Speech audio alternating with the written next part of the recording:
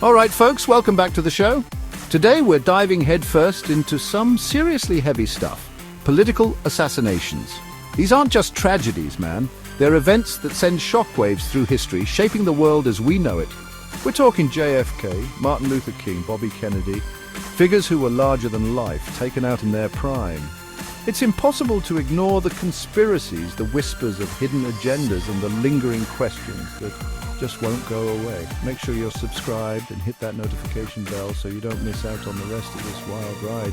And crank up those subtitles, folks, because things are about to get intense. We've got a lot to unpack in the next 10 minutes, so buckle up. You know, it's crazy, man, when you think about how one event, one single act of violence can completely alter the course of history. It's like a ripple effect where one small stone thrown into a pond creates waves that reach far and wide, touching lives and shaping destinies in ways we can't even begin to imagine. Take the assassination of Archduke Franz Ferdinand, for example. This one event, seemingly isolated, set off a chain reaction that led to the outbreak of World War I, a conflict that reshaped the entire world order. Dude gets shot in Sarajevo, and bam, World War I explodes. Millions of lives were lost, empires crumbled, and the political landscape of Europe was forever changed. It's mind-blowing to think about the sheer scale of the impact from that single bullet. Or look at Martin Luther King Jr., a man who dedicated his life to fighting for equality, gunned down in cold blood. His assassination was a devastating blow to the civil rights movement, but it also galvanized people to continue his fight with even more determination. These weren't just isolated incidents, they were turning points. They marked moments when the world had to stop and take notice, to reflect on the path it was on and decide whether to continue or change course. They forced the world to confront uncomfortable truths, to question everything. These events made people realize that the status quo was no longer acceptable, that change was not just necessary, but inevitable. And that's where things get really interesting, right?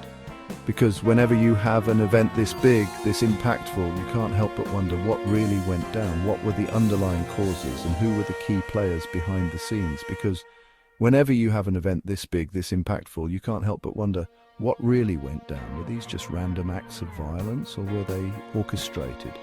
Were there hidden agendas and secret plans that we may never fully uncover?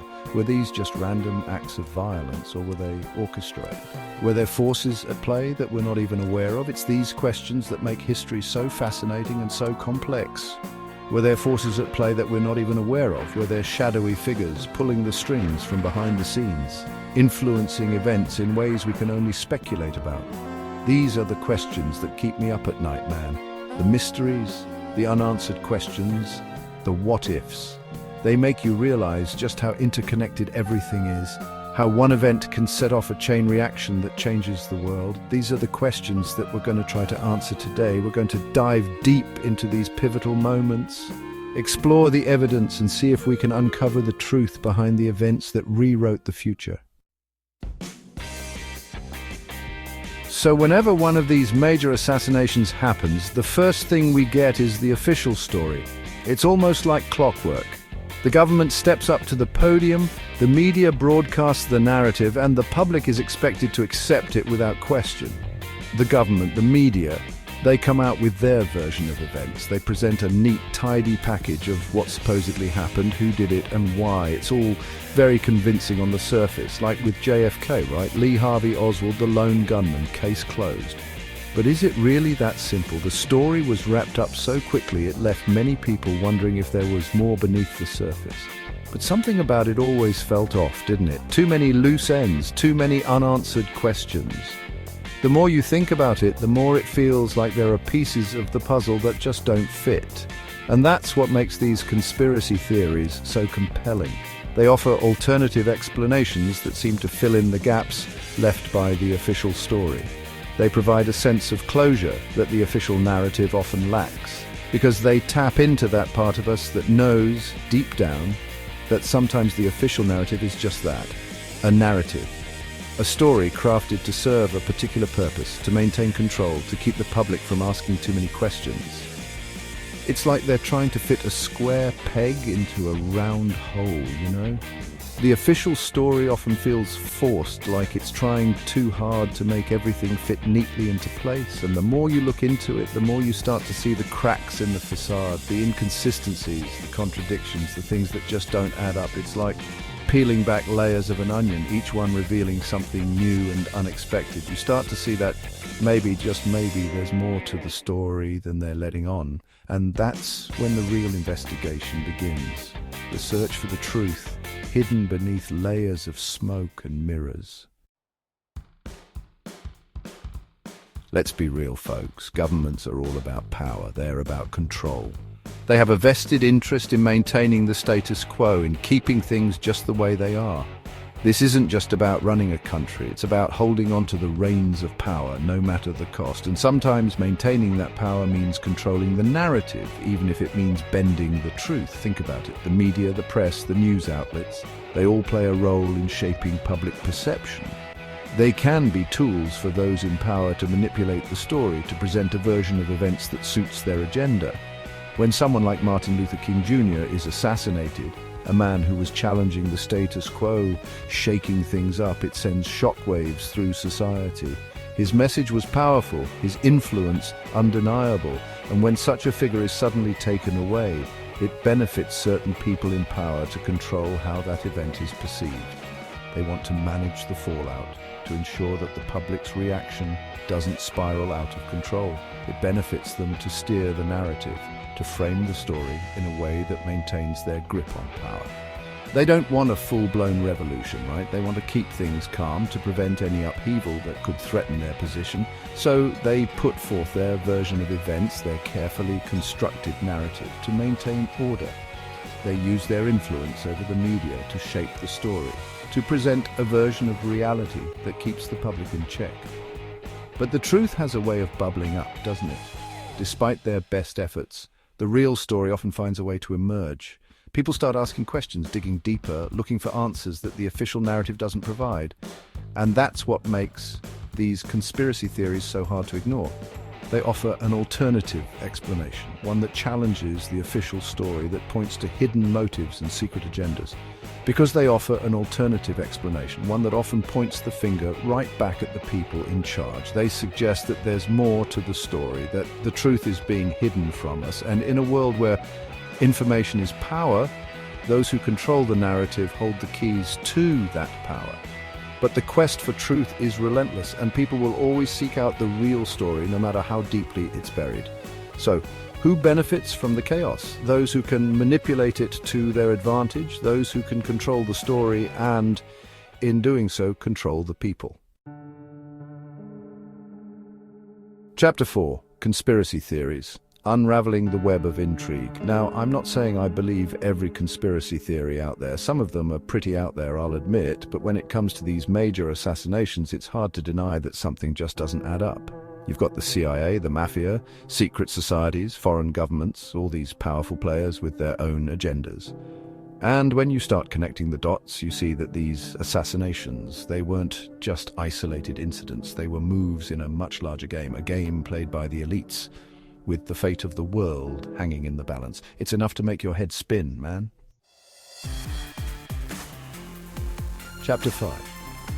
The aftermath, picking up the pieces, searching for answers.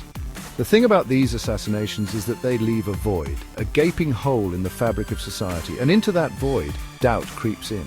Mistrust festers. People want answers, they demand justice, but it rarely comes. Sure, you have investigations, trials, but they often feel like a dog and pony show designed to placate the public rather than uncover the truth. And that's what keeps these conspiracy theories alive, man. Because people are hungry for the truth. They're desperate to make sense of the senseless. They want to know why their leaders were taken from them, why the world seems so chaotic and unpredictable. Chapter 6. Declassified files, clues from the vault. Every now and then, a glimmer of hope emerges from the shadows. A new document is declassified, a witness comes forward, and suddenly we're back in the game. It's like finding a missing puzzle piece, you know? It doesn't give you the whole picture, but it gives you enough to keep searching, to keep digging for the truth. But even with these declassified files, it's like they're only giving us a glimpse behind the curtain. The really juicy stuff. The information that could blow the whole thing wide open, that's still locked away in some government vault. And who knows if we'll ever get to see it. Chapter 7. More cases, more questions. A global phenomenon. And it's not just the big names, man. It's not just JFK and MLK. There are countless other assassinations all over the world that raise the same questions, the same doubts. Like Benazir Bhutto, the first female Prime Minister of Pakistan, gunned down in 2007. Was it the Taliban? Was it a political rival? Or what about Patrice Lumumba, the first Prime Minister of the Congo? His assassination in 1961 reeked of Western interference. These cases, they show us that this isn't just an American phenomenon. It's a global one. It's about power, about control, and about silencing those who dare to challenge the established order. Chapter 8. The Ripple Effect. How Assassinations Shape Our World. Think about it, man. The assassination of Archduke Ferdinand, that one event plunged the world into war. The killing of Osama bin Laden, it shifted the entire landscape of the war on terror. These assassinations, they're not just isolated incidents, they're seismic events that send shockwaves across the globe. They change the course of history, they shape our politics, our culture, our very understanding of the world. And that's why it's so important to keep asking questions, to keep digging for the truth. Because until we understand the forces that shape our world, we're doomed to repeat the mistakes of the past. Our outro: stay awake, stay curious. So there you have it, folks. A deep dive into the world of political assassinations and the conspiracy theories that surround them. It's some heavy stuff, man. It makes you question everything you thought you knew about the world. But here's the thing, the more we question, the more we dig, the closer we get to the truth. And that's what it's all about, isn't it? Seeking the truth, even when it's uncomfortable, even when it's scary. So keep those eyes open, keep asking questions, and never, ever stop searching for answers.